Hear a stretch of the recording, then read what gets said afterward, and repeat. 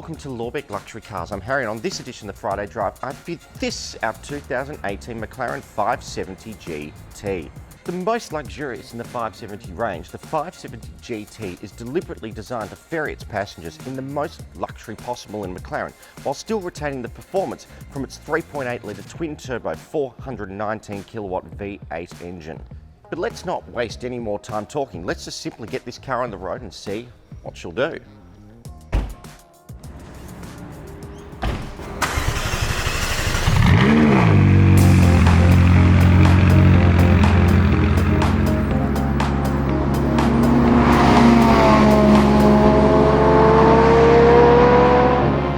A less track-focused version of the 570S, the 570 GT's primary purpose is to do proper road trips while still doing the 0 to 100 sprint in just 3.4 seconds, and with the stopping power of a track car with its enormous carbon ceramic brakes. Evident in this is a side-opening cargo hatch above the engine in place of the engine cover of the 570S. My main criticism of McLaren has always been that the engine pretty much, especially early ones, because what we've got is a little 3.8 litre V8 which is outputting over 400 kilowatts. Now what that usually means is that there is no bottom end grunt, it's just sort of breathless until you get right up in the rev band. And this particular engine doesn't produce its maximum torque until after 6,000 RPM. So you'd imagine that it's just got nothing down low. But from where I'm sitting, you wouldn't know. It's a lot more meaty than the stats and figures would lead you to believe. It certainly doesn't feel like those old Japanese rice burners from the early 90s.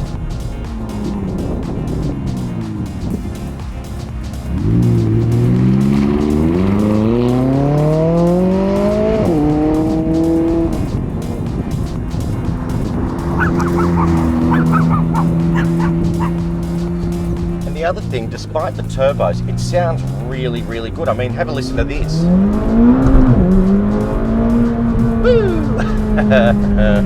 Oh yeah, So there you can actually see the acceleration. Not bad, eh? That's what 3.4 seconds of acceleration to 100 does to our poor old cameras. Geez, they've copped a beating over the years. And what makes this performance across the rev range so incredible is the fact that there is no mild hybrid system or trickery in the turbocharging system. It is simply old-fashioned engineering at its best. I suspect this will be the last McLaren of this type not to include some form of electrification in the drivetrain. But when you're behind the wheel, all this sort of nerdy technical stuff doesn't really matter, because this is unlike any other McLaren I've driven. With this saddle tan leather interior, it is just exquisite. The attention to detail is remarkable in this car, and the leather is absolutely everywhere. I mean, even on the steering wheel, the rear parcel shelf, it really is a very, very, very pleasant place to be. And on top of all of this, I've got a panoramic roof, heated multi-adjustable electric memory seats, soft closed doors, a banging sound system, and lots of knobs and buttons and screens to push, which do a whole variety of things. And look, I'm going to editorialise a little bit here because, you know, when I say that I'm not a big fan of McLarens, I'm not. I'm a Ferrari person. Well, actually, I don't really like supercars. But the more I drive this, the more I like it. The ride is unbelievable, and it's just so planted on the road. I mean, the thing is with carbon fibre, what is this idiot doing? I didn't realise there were hook turns in Point Cook. But the thing is with a car like this is that because it's full of carbon fibre and you do touch and handle it quite a bit, it sort of feels cheap and nasty. It doesn't feel like a high quality product, but that's just because it's so light. But when you're driving a car that's got, this tub of carbon fibre and all of that, and there's pretty much no flex in the chassis at all, actually I don't think there really is, you realise how much of a difference it makes and how sloppy other cars feel. This is just, you can take it into any corner and have the confidence to know that you're not going to spin around and end up a tree.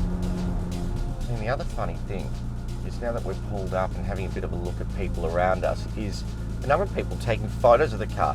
I mean, I wouldn't have thought, like, of all the sort of supercar-y type cars, this is necessarily, the biggest head turner. But I'll tell you what, this is probably the biggest head turning car I've driven for quite some time. I mean, I've counted probably close to half a dozen cameras.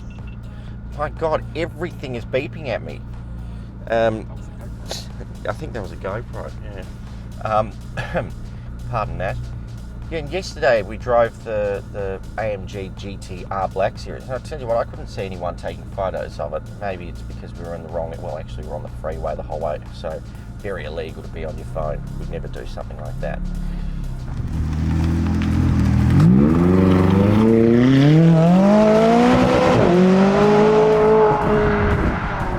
And finished in Onyx Black with MSO defined titanium super sports exhaust, front lift kit, 10-spoke stealth, lightweight alloys, reverse camera, park distance control, and with just 2,178 kilometres from new, this McLaren 570 GT is right at the top of the pile for me in the McLaren range, and it's still practically a brand new car. So if you're in the market for all of this, come down to Lorbeck Luxury Cars and buy today.